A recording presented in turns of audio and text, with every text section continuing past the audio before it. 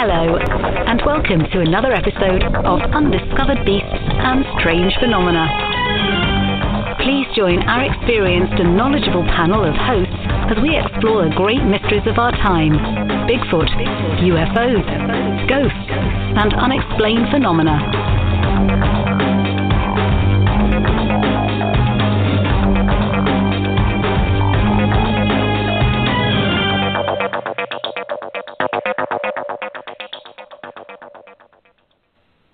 Hello, ladies and gentlemen, and welcome to Undiscovered Beasts and Strange Phenomena. I'll be your host, Adam Davies, and joining Mike tonight and myself is Bill Kousoulas, who's going to talk to us about the Mothman. It's one of the strangest creatures around. Is it real? Is it paranormal? Is it just misidentification or wishful thinking? That's what we're going to explore tonight. Welcome, Bill, and thank you for joining us. Thank you so much, Adam. I really appreciate the opportunity. Oh, it's our pleasure. It's our pleasure. We're looking forward to exploring it. We're also going to look later on in the show about this very strange Indrid Cold gentleman, this alleged alien. I'm quite interested in that story. I must admit, I was reading quite a lot about it, and it's very creepy. But first of all, let's deal with the Mothman. So some basics, because there are different descriptions of the Mothman. I want to understand, first of all, what is a Mothman? Well, I've never seen a Mothman, so I can't tell you definitively what it looks like. Everything that I'll talk to you about tonight is secondhand information that I've picked up from some really interesting fellows. Number one, a researcher by the name of Keel, who authored the book, The Mothman Prophecies, which I'm sure you've heard of. The other one, a gentleman by the name of Indrid Cold, who has repopularized a number of the books that Keel and articles that Keel had posted over the years and brought them back to the forefront here in recent times. So what I've come to, and I don't want to use the word believe because I think believe is a little strong, but what I've come to perceive Mothman being is a source of energy. I think that it's an interdimensional being. Those are the thoughts that I personally have. And I think it manifests just a little bit differently according to who is witnessing it. Okay, so there's plenty of things to talk about just in your one answer. But if you could give, I understand that it might manifest differently, but is there a generic description that our audience can sort of get a feel of in their head? You know, if you had to draw a picture of it real quick, what would it look like? Absolutely. The generic description, or the general one, the one I think that most folks would understand as being the Mothman, would be this black winged creature with piercing red glowing eyes that inspires fear, that tends to fly but doesn't flap wings that it has. It's really kind of odd. It takes off like a helicopter and just kind of moves. And just a really, I guess the best way to describe it would be perhaps like a silhouette, like some type of a ghost or phenomenon, all bathed in black with red eyes. Very good.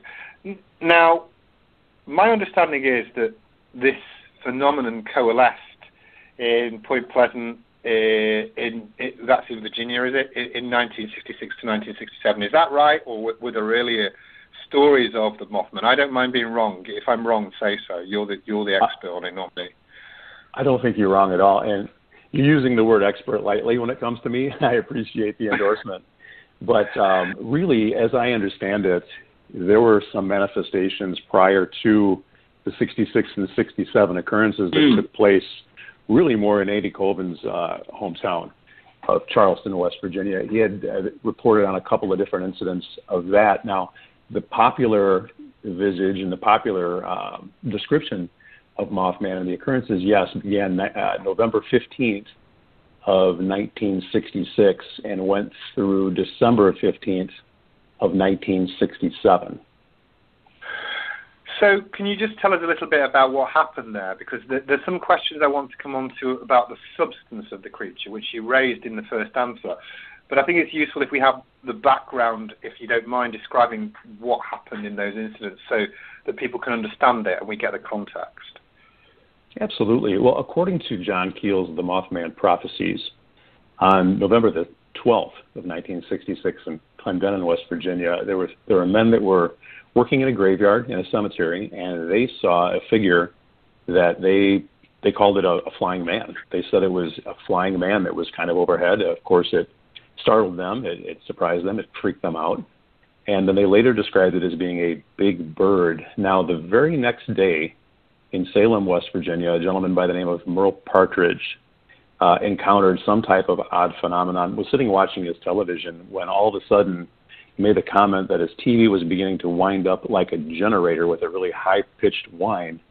And he looked out in his backyard and saw his dog circling around red lights that were going around in circles and circles. And he said it was behavior that the dog had never exhibited before. After that evening, the dog disappeared and was never found again. So those were the first two incidents of really strange paranormal things happening on a couple of days. Right after that, on the 15th, in the TNT area, which is also known as the McClintock Wildlife Preserve, north of Point Pleasant, 10 to 12 miles, a couple of young couples, the Mallets and the Scarberries, they saw a great creature, like a bird-man type thing, 6 feet long, wings, red eyes. It was mesmerizing. They were terrified. They jumped into Rogers' 57 Chevy and just headed towards town, back towards Point Pleasant. And I've driven down Route 62, which kind of connects Point Pleasant and in the McClintock Wildlife area. And I got to tell you, if you're going 30 miles an hour down that road, it's kind of spooky because it's got all kinds of just ups and downs and rolling hills, and it's really kind of scary. So to go 100 miles an hour and have a creature that you have no idea what it is following you at the same pace, pretty terrifying. Mm. So do you have these initial settings? And you said that people experience fear. Is that universal? Was it terror, fear? I mean, is it something that people feel externally when they look at it, or is it something that they feel? Is it a supernatural fear associated with the creature, do you think? It's been described as both, I would say, in the Mothman Prophecies and in other writings about the topic. It's been described different ways. Of course, I mean, if I see this big black glowing-eyed type figure coming at me, I'm going to be scared and not quite know how to describe it, to be perfectly honest with you. But I will say that from the things that I've picked up over the years, it does definitely borderline on something that's more supernatural. Of course, I don't know too many people who have encountered anything like this. To call it natural, I think, might be a little bit of a stretch. So I would say it would have to inspire a supernatural level of fear. So John Keel, in his book, associates the collapse of the Silver Bridge with this creature, and he makes a link. Could you explain how he makes that link and the reasoning behind it, please, Bill? Sure. Yeah, absolutely. And there was an awful lot that happened in those 13 months from where we're talking about at this point in time until December 15th of 67. There were all types of different phenomena that manifested. Of course, there was the Mothman, for which we're talking about right now, but there were also...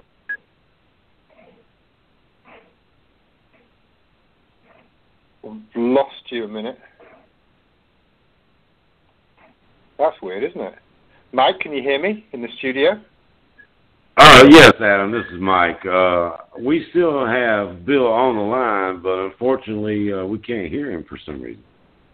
Isn't that weird? Just as he was about to... Yes, that's very unusual. Particularly since he's still on the switchboard. Bill, if you can hear us, how about hang up and try to call back in if you're not muted on your end? So hopefully he can call us back and we can talk about this, because I'm very interested in, because he's literally, his phone just went click just as he starts talking about paranormal phenomena. You can put 2 and 2 together and make 5, but that's really quite odd. I come up with about 5.5 on that one. I'm going to disconnect Bill manually on my end, and hopefully he can call back in, and I'll try to message him as well. Okay, great. We'll give him a minute. So, ladies and gentlemen, if we just give it a minute while we see if we can reconnect with Bill, because that was a bit odd. Let's see what happens. That was very unusual. But, as good as fantastic as technology is, Adam, it's not foolproof. It has its faults on occasion. No, of course not. That's why I said you can put 2 and 2 together and make 5. But I just like it when these freaky things happen as soon as we start talking about these things. Yeah, it was right on cue. Yeah, it was like perfect. Well, it's a fascinating subject, Adam. The Mothman is something you and I both obviously have had quite a deal of interest in for many years. And it's something, that's very persistent and quite well known across the countryside, here in the States at least. I'm not sure how well known it is of a phenomenon overseas and that type of thing. Probably a lot more since the movie.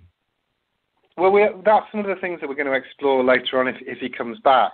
But, just very quickly, I know we'll see if he comes back in a minute, but you had that sighting of that very large bird creature. Do you just want to talk about that while we're seeing if he comes back? Sure. That's a little bit unrelated. I think what I saw was probably, and there's Bill back on the line. Okay, we'll come back to you. I'm not sure when you lost me. Oh, what happened then? Did your phone just click out, or was it a signal loss? What happened, Bill? Well, actually, I'm kind of sitting here with my laptop and my iPad, and I saw a couple of messages pop up from Facebook Messenger on the iPad. Happened to look down and realized I wasn't live anymore. So I don't know what happened. Oh, isn't that weird? Well, sometimes I was saying to Mike, sometimes you can put 2 and 2 together and make 5, but just as you start talking about a paranormal phenomenon, your phone clicks out, makes for a good campfire tale, and we'll leave it at that. Well, hey, I tell you what, that's the kind of stuff that happened to John Keel during the entire adventure, so who knows, maybe we're onto a similar path here. No, that's interesting. Now, what happened to John Keel that is similar to that? Because that's interesting. Tell us. So can you tell me, Adam, where do we cut out? I'm not sure where you lost me. Well, we cut out when we were just starting to talk about the bridge collapsing, but we can come back to that. Because if this sort of thing happened a lot to John Keel, did he experience technical glitches, things crashing? Is that the sort of thing that happened to him? Because I'm very interested. Very, very similar. Yes, very, very similar. In fact, in the Mothman Prophecies, there are multiple times that he feels that he's being stalked by FBI, by CIA, by spooks, basically, who are looking to be able to stop him from doing the research that he's doing. And it's really uncanny. It happened time and time again. In fact, towards the end of the book, he speaks to the fact that he would receive phone calls that would come into him, and he had an exceptionally high telephone bill, like $500 bucks 50 years ago. That's like, I don't know, $15,000 today. And his phone got disconnected, but people could still keep calling him, and the reason was because somehow he had 2 lines, and he had folks come to inspect, what the old phone wire boxes were, or what have you, back in the day, and they found out that, hey, you know what? You've got 2 lines here. We don't know why, but you've been getting one of them for free for a while, and all kinds of disconnections, odd voices on the phones, people sped up talking super fast in dialects that he could not understand. All kinds of stuff like that happened to him. Has that ever happened to you? Anything weird like that happened to you that you could sort of say, well, that's unusual? Just with my ex-wife. Yeah. Well, that isn't weird. I digress, guys, but that's the only time I've really had a whole lot of stuff. Personal. I don't want to be Dr. Love tonight, Bill, Hey, I got to tell you guys, I'm looking at my iPad here, and Andy Colvin and I talked earlier over Facebook Messenger. He's the author that I was talking about. And he just told me, he said, I was cut off on almost every show I did on the Grassy Knoll. So I guess I'm on the same page with him. Okay, very cool. Well, let's go back a little bit, because I just want to go back, because we were about to talk about the Silver Bridge, but you said something very interesting, and I just want to explore that point. And the cut-off gave me an opportunity to do that in sequentially, which I like. So you said there were a number of incidents that led up to the collapse of the bridge. What do you think was significant amongst those incidents that you could share with us? Well, the interesting thing about the whole Mothman phenomenon is that it seems to be a harbinger. It seems to be a presence that indicates that something is going to happen and you need to be paying attention. Now, Andy talks about the Mothman itself being somewhat beyond good and evil. And I've kind of come around to think of it in those types of terms as well. where it's some other type of otherworldly or perhaps interdimensional type of energy that comes around that says, look, you need to be paying attention to this. And a lot of some of the writings that I've read, again, a lot of Andy's work talks about how these manifestations occur in areas where nuclear power plants are. Another thing, obviously, the correlation between destructive powers, such as the TNT area. I mean, the TNT area, we didn't really discuss that, but that was an area between 42 and 45 where munitions were manufactured for the World War II effort. So there was all kinds of cloak and dagger type stuff going on. They had these big igloos that are back in this forest preserve type area where they used to have all these different, sticks of dynamite and such that were buried in this area. So again, something else that might very well be a threat towards humanity or towards nature. And this manifestation comes out and says, hey, you know what? Something's happening here. You need to be paying attention. This isn't cool. So there were a number of different things that were happening. So it's my understanding that John Keel attributes the collapse of the Silver Bridge to the Mothman. Why does he do that? It might be a rational conclusion to say, well, actually, the bridge just collapsed. It was a terrible tragedy, and don't want to take anything away from that, but to attribute it to some sort of supernatural cause just doesn't work in laws in terms of probability. What would you say about all of that? Well, I think I'd like to reframe the question, if I could. Okay. And I don't believe that Keel, nor I, believe that Mothman was responsible for the collapse of the Silver Bridge. Yeah, okay. It was a technical manufacturing problem in a bridge that was 40 years old. It was an eye-bar that cracked that basically turned into a domino type effect, and the entire bridge came down. Now, this thing was manufactured in the 1920s with 1920s era cars, and the weight of those cars being considered as the things that were going across the bridge on a regular basis, not the traffic that was happening in the 1960s with semis and things of that nature. I don't believe, nor do I believe that Keel believed that the Mothman was responsible for this bridge collapsing. Again, I think it was more of an energy that was there present, warning that something was going to happen, and then never directly coming out and telling him, or anybody else for that matter, what it was that was going to happen. So is it a dovetail? Is it a correlation? Are we stretching here? I don't know, to be honest with you. It makes for great folklore. It's a great story. But I do think that there's something to that. So some of the more mundane explanations to the Mothman, and I read some of them, for example, by Dr. Robert Smith.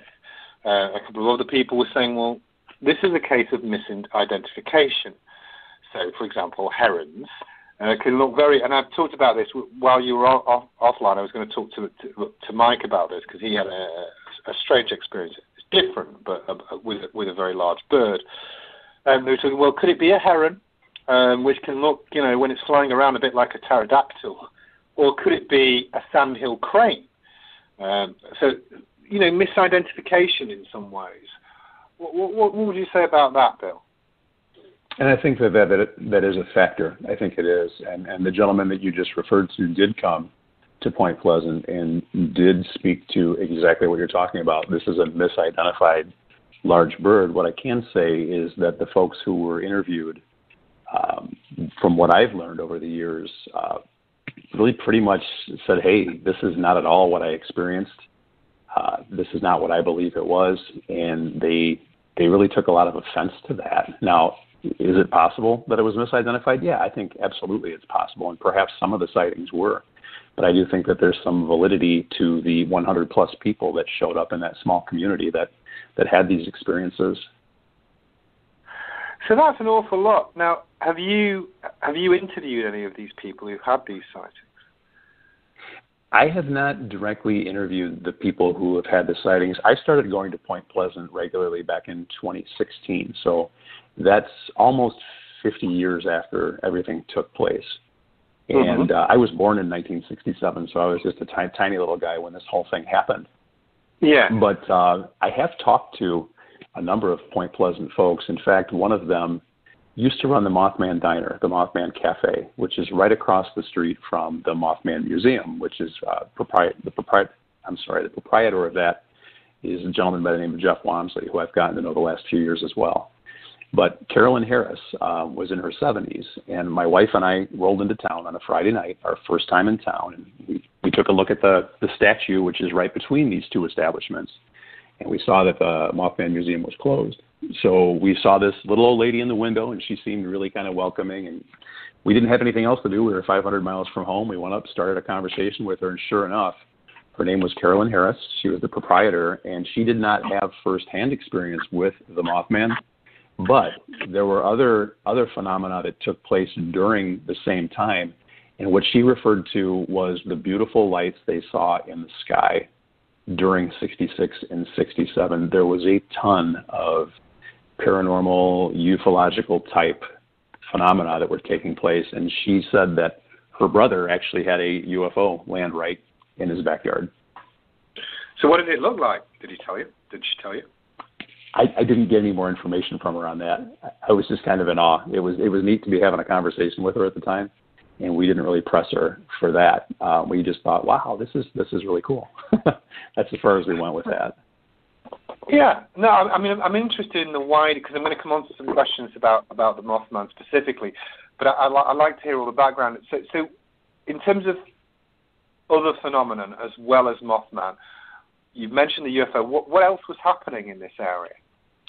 And I was telling you all about that when I was off the air. Yeah. So I probably went on for a couple minutes.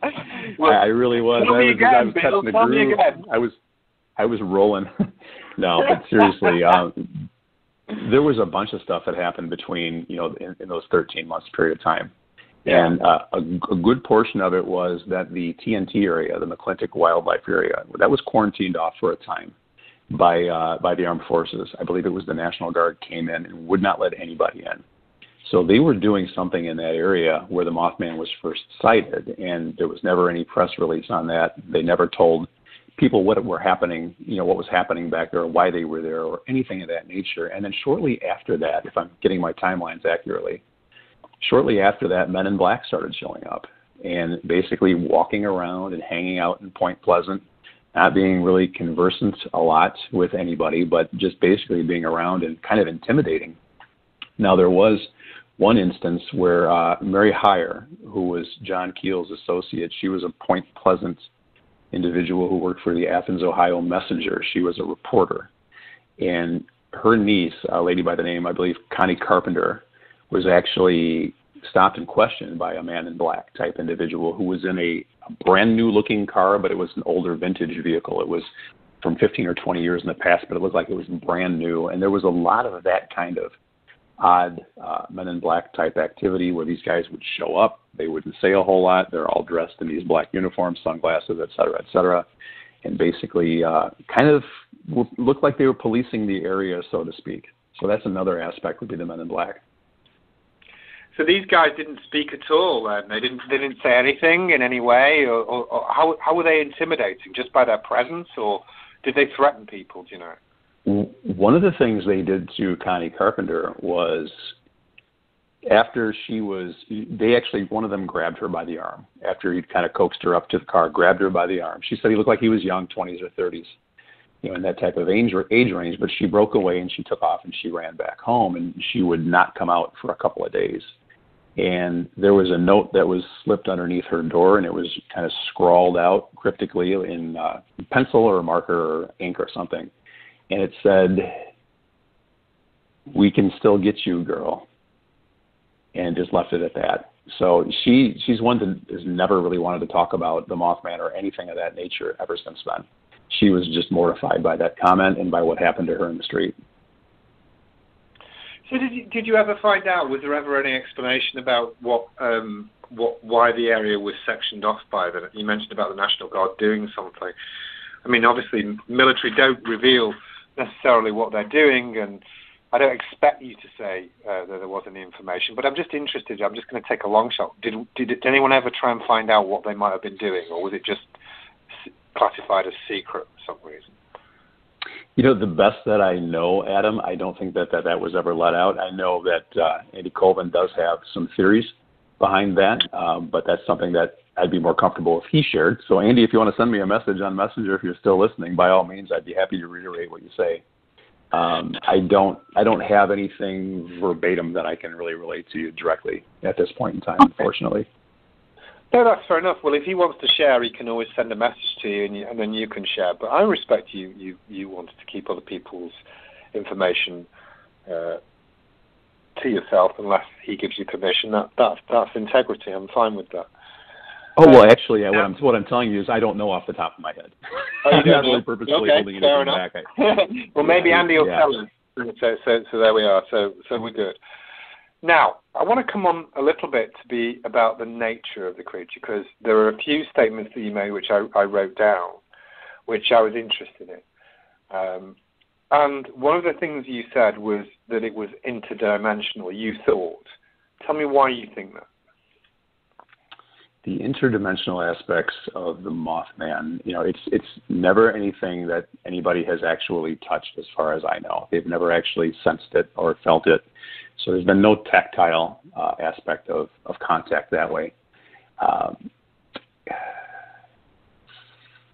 Keel talked an awful lot about the interdimensional aspects of UFOs. In fact, John Keel was a ufologist prior to his time with the Mothman case. That was his go-to-market thing. I mean, he was one of the pioneers of early ufology, and he had the theory that UFOs were not necessarily nuts and bolts type extraterrestrial vehicles. They were more interdimensional that went back and forth in between different existences. And Mothman just seems to be a similar phenomenon. It's not something, like I said, that anybody's ever actually touched. There have been witnesses that have seen it, but they've never really been able to get real photographs or anything of that nature either.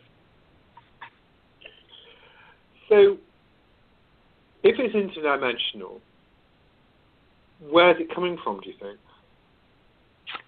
Well, I'm pretty much only familiar with this planet, so I couldn't tell you exactly where it might come from. My philosophical ideology isn't really fully formed, to be perfectly honest with you. I have a faith and a belief system, but I don't know where Mothman really figures into that belief system. I can tell you that some of the things that I've studied, both through Keel and Coven, have been they've been theories that this Mothman or Mothman energy or phenomenon or whatever you'd like to call it is a manifestation of the Thunderbird in the Native American tradition, or the Garuda in the Buddhist tradition, which makes it something kind of at the top of the totem pole, so to speak, maybe a little higher along in its development along the food chain, perhaps.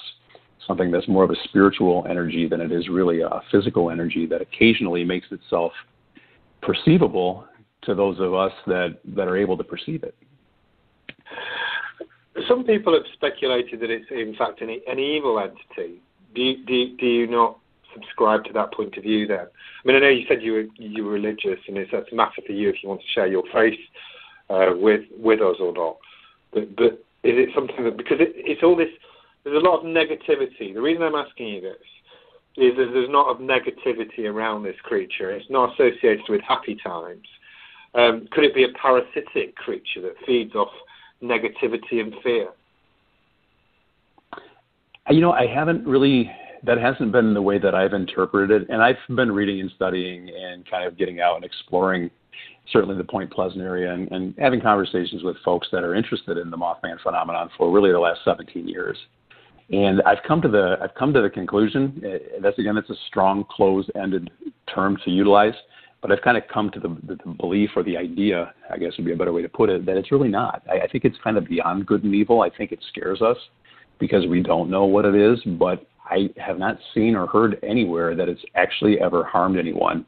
It's more of a matter of, it kind of serves as a mirror to us, to our own consciousness, and it brings out, to me, it brings out warnings. My idea is that, if perhaps this energy was warning that the Silver Bridge was going to go down, then it's illustrating a warning more that something is going on. You need to pay attention. And I think it's more of an attention getter than it is anything else. If I could back up for just a second, Adam, Andy did send me a couple of messages when we were talking with respect to TNT.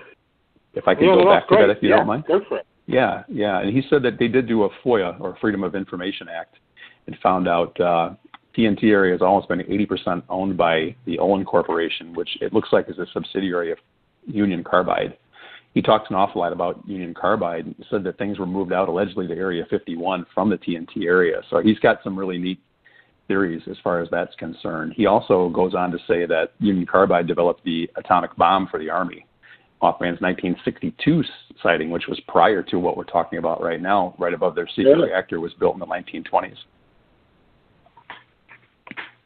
So thank you, Andy. So it's often around these an area of military significance as well, then, is it? Yes, and that's something that Andy speaks to in a number of his books. He has many, many books out on the phenomenon. He collected all of John Keel's works and put them into about 10 different volumes, which I've read through. And then he has a number of his own things that from when he ran a message board, people would basically post into him and talk to him about various things. But yeah, nuclear reactors, the TNT area, all these different areas where there's allegedly some type of really negative energy, this thing shows up. Yeah, I guess it could be interpreted that it's a bad thing. I guess I don't really see it that way. I think it's more of a, hey, you better pay attention to this. There's something wrong here, and something really needs to be done. Nobody really has any answers right now. I mean, the other thing, I mean, and that's okay. I mean, that's why speculation. They're all just theories, I guess. But one of the things you mentioned to me earlier on was that it chased a vehicle. Was it chasing the vehicle? Was it just keeping up with it? Do you think? You know, when with the eyewitness account, what happened? It's a good question. It's a good question because I mean, let's just say, for instance, it's some type of an alien entity, and maybe it's just interested in this moving vehicle and it's pursuing it to observe it. That's entirely possible. Now, one of the other things I thought which was interesting was that since the sightings, I mean, and obviously there was a sighting in 1962, which I wasn't familiar with, which is interesting, but since this sighting, there's been a number of different sightings in different parts of the world. You know, I read about sightings in Russia, for example, in other places, in Chicago. Very recently, there was a cluster of sightings. So much so, I was reading that people were getting very nervous in Chicago about what might happen. Nothing happened, but people were getting very nervous. What do you have any comment about why these sightings might have suddenly surfaced in different parts of the world now? It's sort of mushroomed out almost as a cultural event. What do you say about that? You know, I guess the really easy answer here is COVID-19. That's a really safe thing to say, but that could be basically perpetuating itself anywhere on the globe right now. So you'd expect this phenomenon to be manifesting all over the place. Why Chicago? I think that's a really good question. I live about 60 miles west of Chicago proper. And outside of traffic I've seen on a couple of different websites, the people I'm talking to don't know anything about it. They've not heard about it. They kind of give me a deer in headlights look when we talk about it. So it's something I think that's kind of gone viral on the internet, so to speak. I'm not saying it's not credible. I'm not saying that it's not happening. I think there is something that's happening, but I'm a little skeptical about what that might be. So what about the sightings in Russia? Is it just some sort of cultural phenomenon, or is this, what I'm trying to determine as much as possible is whether this creature is manifesting itself in other areas to the best of our knowledge, or whether people are just latching onto it as a pop culture phenomenon because it's a big event. You know, I know the Mothman Festival is a really big event, and there are thousands of people who go and are into it. What do you say about that, Bill? Well, I can tell you I haven't been to the Mothman Festival yet. There is a possibility that we may be going this fall. We may actually be presenting. So that might be happening, but with everything going on with Corona right now, I don't know that that's even feasible at this point in time, and it's a little difficult to even project out. In terms of the other areas and the other sightings, there is a cultural phenomenon, there's been a blackbird of Chernobyl that's been discussed. Now, that was something that allegedly manifested right prior to when the Chernobyl disaster, the nuclear disaster, happened in Ukraine back in, I think it was 1986. That one's been kind of chalked up to legend and maybe myth. but I don't know all the facts about that one well enough. I tried to correspond with somebody in Ukraine, but they didn't get back to me about that. I wanted to understand what the perception was there about it. So I haven't really gotten a whole lot of feedback other than, it probably is something that has been maybe made up. I hate to put it that way, but that's what it sounds like to me. Now, other areas, I don't know. I've heard of bits and pieces, and certainly in different websites there have been folks that have reported different sightings. I know that Andy's websites have had a number of them, and some other websites have had various reports as well. So in terms of, it's something that I've heard about really not only just over the country, but really all over the world. If you had an encounter with a Mothman, because obviously you're interested in pursuing these things, what would be your first thought? So you're driving along, probably with your ex-wife. Yeah. and so I couldn't resist it because you brought it up. You drive along with her, and you see a Mothman. What's going to be your reaction? Are you going to think, oh, well, this is beyond good and evil? Or are you going to just think, well, maybe we should just turn around? Or are you going to worry it's an omen? What's your gut instinct at that moment, Bill? Well, now that we're going down that path, let me back up a few years. I'd like to do that because, and this is a story I don't tell very frequently, but approximately 20 some odd years ago, I went through a relationship breakup, not with my ex-wife, but with somebody else. And I remember, as can happen to anybody, you're heartbroken and you don't know where to turn, you don't know what to do. And so sleeplessness was happening. I wasn't eating a lot. I lost a bunch of weight. And I do recall one night specifically being in my apartment, kind of sitting still and overtired. So I attribute a lot of this to stress and, and fatigue.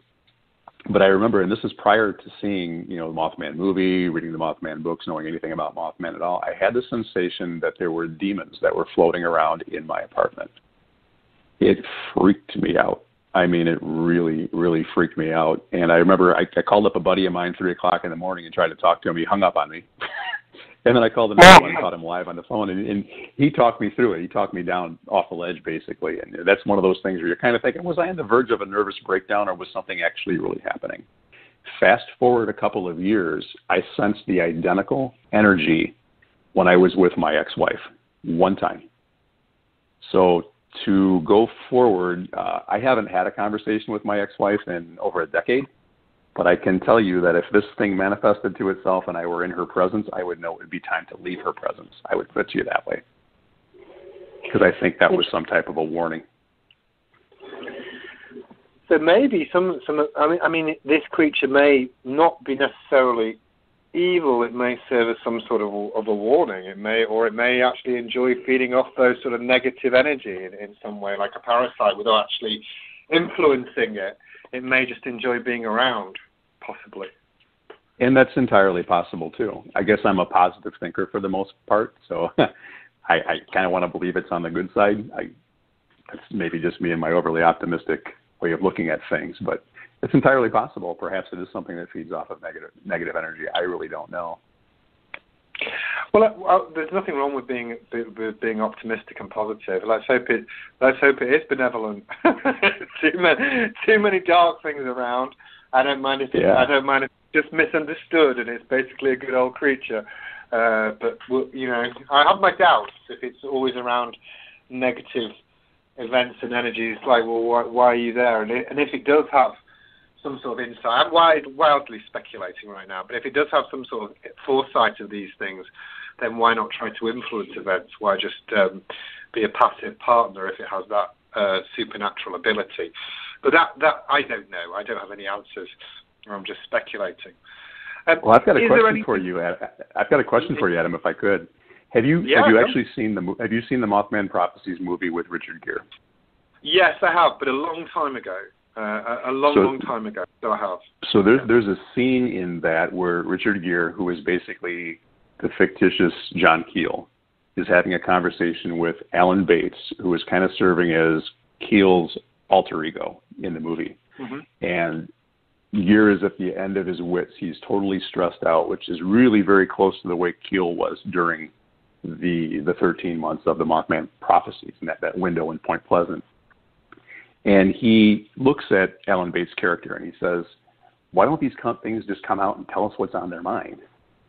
And the guy looks at him right deadpan, right in the eye. He says, you're more advanced than a cockroach. Have you ever tried explaining yourself to one of them?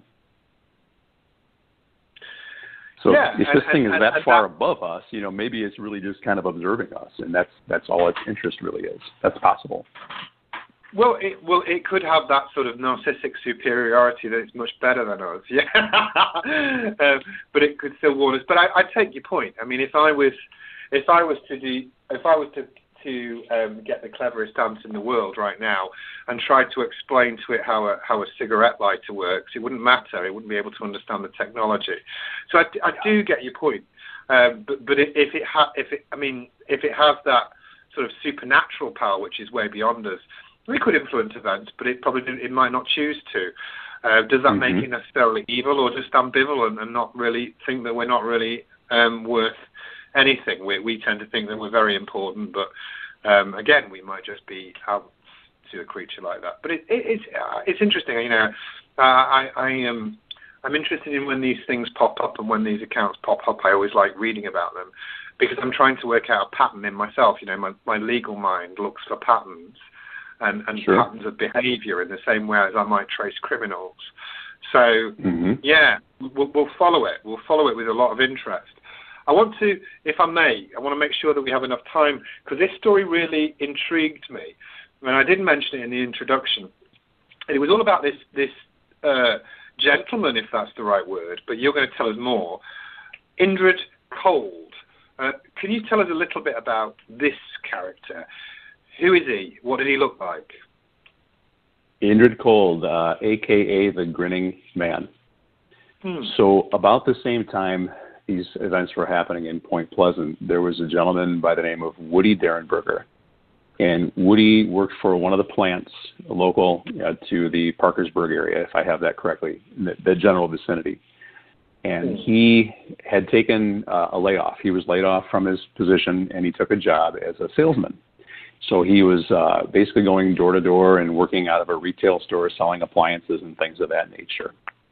He was out on the road after work one day, and he was driving home, and all of a sudden he noticed there was a vehicle behind him. It was approaching him pretty rapidly. It was coming up behind, and he just figured, hey, is somebody going to pass me? We'll just let him go past. My vehicle doesn't really, accelerate beyond 50, 55 miles an hour. I'll let this guy pass me. Well, it kind of passed him, but it kind of went over the top of him too. And it stopped in the middle of the road right in front of him, and it kind of looked like a kerosene lamp tilted on its end. And so obviously this guy hasn't seen anything like this before, and I'm sure he's totally freaked out, and he's wondering what it is. So he pulls over, and he sees an individual step out of the vehicle, and this guy is about 5'10", slender, I think, and Keel's riding 170 or 180 pounds.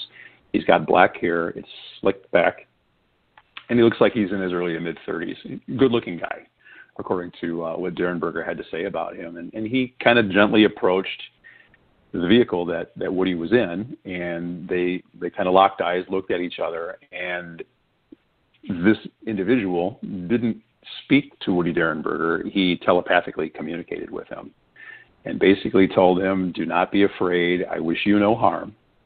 I'm only here to search. I'm a searcher. That's the way he defined himself.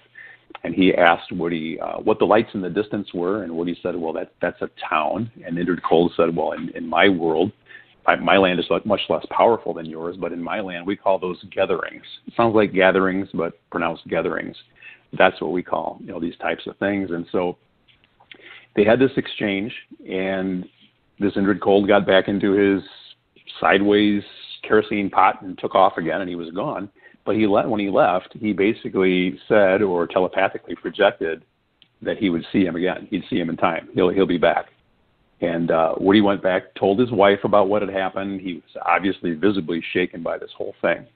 And he didn't want this guy to come back. Well, as the story goes, Woody ended up going to the television people and did an interview and said what had happened. And what I've just told you, he basically told to the interviewer. And this was broadcast on television. Actually, I've been able to watch it a couple of different times. It's really pretty bizarre. And Woody wrote a book called Visitors from Landulos. Indrid Cold, said that he was from a planet called Lanulos, and allegedly came back to Woody's house on a regular basis. Word got out that a spaceman was visiting Woody Derenberger. The neighbors would all show up. They'd want to see this spaceman show up. And according to Keel, a couple times he did show up and kind of walked up. He drove up in a Volkswagen, of all things, and had a conversation with Woody. And these folks were all around, and they didn't have any idea that this guy was some type of anything other than a human being. And this book came out. Andy has republished it a few years ago, and also Woody Derenberger's daughter, Tanya, had written a book called Beyond Lanulos, Our 50 Years with Indrid Cold. So supposedly, according to Ms. Derenberger, Indrid and his people basically showed up on a regular basis to visit with Woody and his family. So, there's many questions there. This guy wasn't the first person to see this Indrid Cold. Some boys had seen him before. Am I right? Or was Derenberger the first person to actually see it? There were a couple of other guys. I want to say they were late teens, maybe early 20s, that had witnessed a similar thing. I mean, I think earlier the same night, or perhaps the day before that. But yeah, there was somebody else who basically described a very similar phenomenon. So Woody wasn't the only person that brought this out. Now, did any of the other people who, I mean, there's some obvious questions and there's some more interesting ones, but do any of the other people who say that they saw this Indrid Cold corroborate Derenberger's story as to the best of your knowledge or not? I mean, you said that other people saw it. Is there anybody else who can say, well, actually, I saw him and he was particularly bizarre? Do you know anything about that? The only thing that I'm personally aware of was that his family did, that his wife did, and that his daughter, and I think he had a couple of other kids also that had seen not only Indrid Cold, but his wife, Kimmy. Carl Ardo was another gentleman that traveled with Indrid Cold, and there were a couple of other folks also. So I think it was primarily Woody Derenberger's family that had these experiences. And he was dressed quite bizarrely. Can you describe? I mean, you mentioned he was average height, I suppose, or just slightly above average height. But what about the thing he was wearing or the clothing he was wearing? You know, and I want to say it was almost like your prototypical Jetsons type spacesuit, if I remember correctly. I mean, it was really kind of an odd outfit. Maybe not quite as flashy, maybe not with the pointed shoulder things or what have you, but it was definitely something that you wouldn't really see in an everyday guy just showing up, pulling you over on the side of the road. Now, there's a couple of very obvious questions. There's a couple of ones I'm more interested in, but I'm going to put the obvious to you. I mean, because I'm sure you've considered it. You're an intelligent guy. Why would he be in the equivalent of a kerosene lamp? Was that just a description of it, or was he suggesting that in some way this alleged alien spacecraft was powered by kerosene? Because the technology doesn't seem very advanced. You know where I'm coming from? Yeah, absolutely. And I will tell you that from what I've read about this instance, Woody Derenberger allegedly flew with Indrid Cold to his planet of Lanulos. He'd said that he had flown to Lanulos, and the way he described the inside of the spacecraft was really pretty mundane, as though it were something that were constructed on this Earth, not from some highly technologically advanced type society. And when he flew off to this alleged world of Lanulos, he showed up, and they basically told him, Woody, people here don't wear clothes. We kind of just walk around without them, especially in the really nice weather. So you look really kind of out of place in your clothing. I know this just sounds really, really weird, but yeah, I mean, there's some conjecture, and I've deferred to Andy an awful lot here in this interview, but he had talked about the possibility that perhaps this was something that was maybe Nazi Germany engineered, and that this was some type of an operation where they weren't really flying to Lanulos, they were going to some place in South America, and basically pulling the wool over his eyes. I've tried that line about not wearing clothes, and it never worked for me. I can't believe it worked for this guy, No, I'm joking. Yeah, I'm keeping mine on. I'm more comfortable that way myself, and so are the people around me. Now, there's a very obvious thing. I want to ask you a little bit about this Lanulos in it, but there's a very obvious point. You know, if we were in a bar right now, we would be wearing clothes, obviously. But let's say we're in a bar right now. The question is, you know, if some guy came in and told this story, and he says, "Oh yeah, there's a guy here who's an alien. He came in a kerosene lamp or whatever," we'd say, "No, that's BS." Do you think there's any real veracity to this story, or is this just some sort of delusional ramblings from some guy? So I would say that Keel, you know, initially believed a good chunk of Woody's tale. As time went by, he found it to be less and less believable with the different things that Woody would bring out, such as the trip that I just mentioned to you and just the repeated visits and that type of thing. Keel felt that, I think that Woody was a little out there. Now, Woody did actually have a psychiatric evaluation, and that's documented in the Mothman Prophecies also. And he came back with a clean bill of mental health. He came back with a clean bill of mental health. Okay. So that's interesting because, you know, that would be one of the first steps I would do. I would give him a psychiatric evaluation. Well, tell us about Lanulos then. I mean, where is it and what did it look like other than people wearing no clothes? What else did he suggest about it? Well, he basically stated that Lanulos was really very similar to Earth, minus the clothing, so to speak. From what I recall of the book that he'd written about it, it's been a while since I've read that one. But what I recall from that was that it was more of a matter of, it was more natural. I mean, obviously people aren't wearing clothes. They're more comfortable talking. And there were no secrets amongst the people either because they had this telepathic ability. So it was a very peaceful land. The folks basically lived longer than we do. I want to say average of 150 years, if I remember correctly, was supposed to be the lifespan of the people. Other than that, very mundane. Very similar to Earth. So I'd say there's probably some truth to him having the wool pulled over his eyes. That's probably very possible that perhaps he was taken to more of like a different country or on a different continent and kind of duped. But why then? Why would people go to the trouble of? I mean, there's nothing special about this guy, as far as I can tell. Why would they go to all the expense of duping him in some way? Seems like a lot of effort for this guy. Do you know where I'm coming from? I mean, I'd like the story of Lanulos to be real because it sounds pretty cool. Place to go, you know. Maybe we should go and see how it rolls down. And obviously, I'm being flippant, but you know, I've read the speculation that he was being duped, but it would cost a lot of money to do that, and for what purpose? Have you thought about that, or do you have any views on that? So there's a couple of messages that Andy just sent me, and one of them was he said that Indrid was trying to recruit people to go to Lanulos. Lanulos spelled backwards is Salunel, a type of wave weapon developed in Bariloche, Argentina, a spot for Germans where nudity was okay. That's a really interesting insight. He also states that Indrid wore a medallion that was hypnotic and that one of his followers was Dr. Alan Roberts, a local psychiatrist, and that Cold attended local football games, et cetera, et cetera. In some ways, he kind of seemed like an average Joe.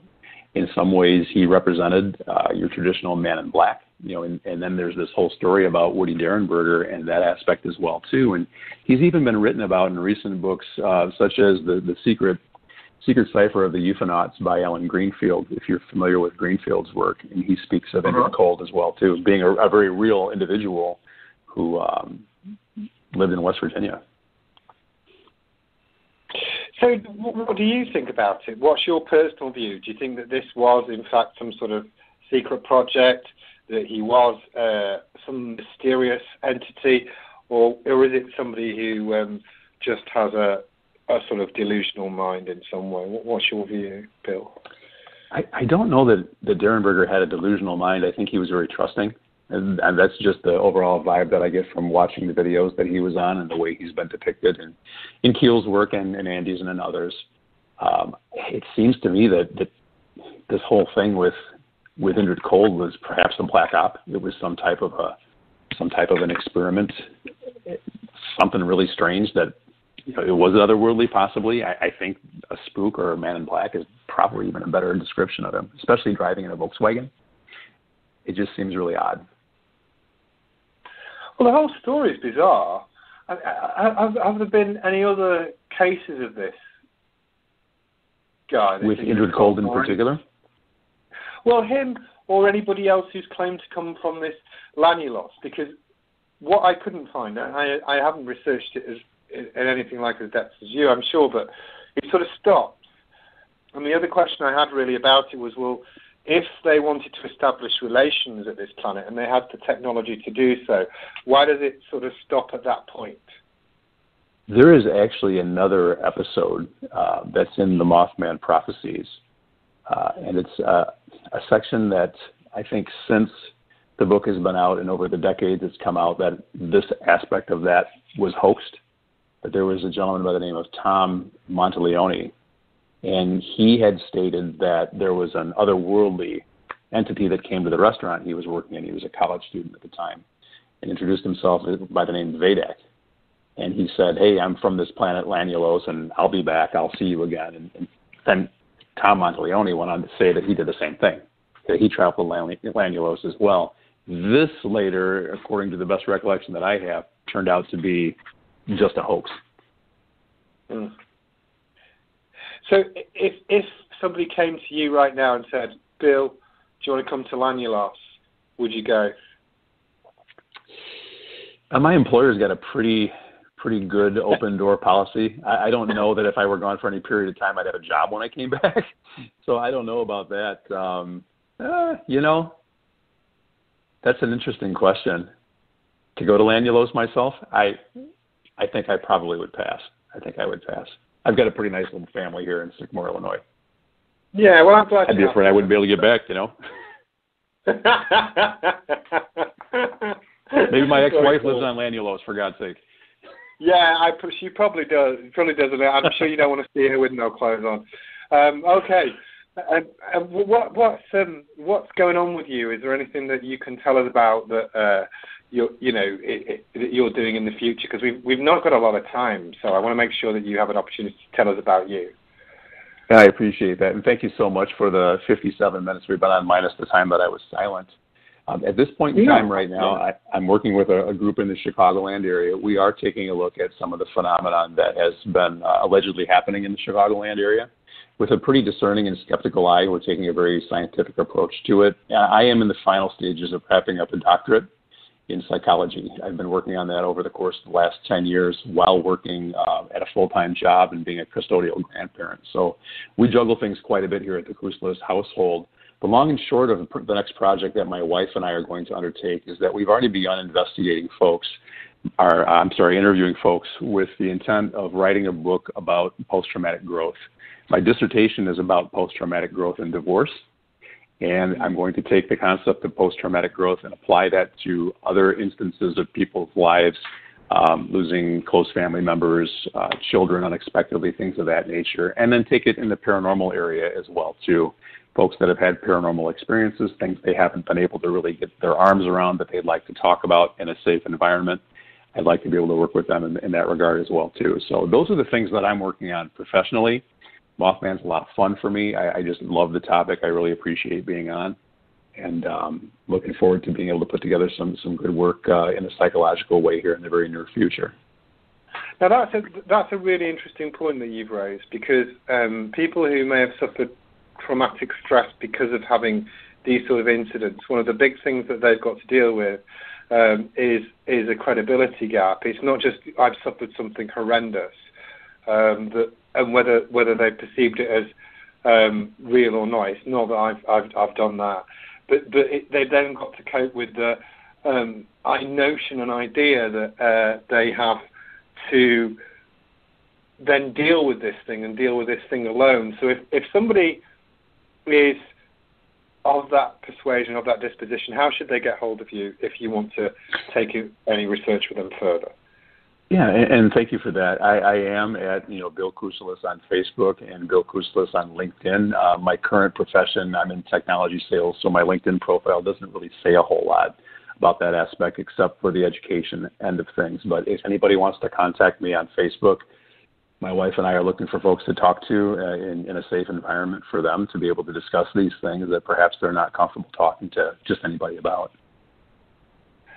Yeah, well, that would be very, very useful. So, ladies and gentlemen, if you feel that you are in the category that Bill has described, please get hold of him, and he'll be happy to take that issue with you further. Well, I'd like to thank you ever so much for being on our show. We've really enjoyed it. It's been very interesting. Thank you so much for coming on. Adam, nice to meet you. Thank you for your time. And Mike, thanks for contacting me. I really appreciate it. You're welcome. It's been our pleasure. Thank you very much. Ladies and gentlemen, that was Bill Kousoulas talking about the Mothman. Next week, ladies and gentlemen, we'll be talking, ironically, and it sort of links in, about the Men in Black. So are they a real phenomenon? We heard a little bit about that tonight.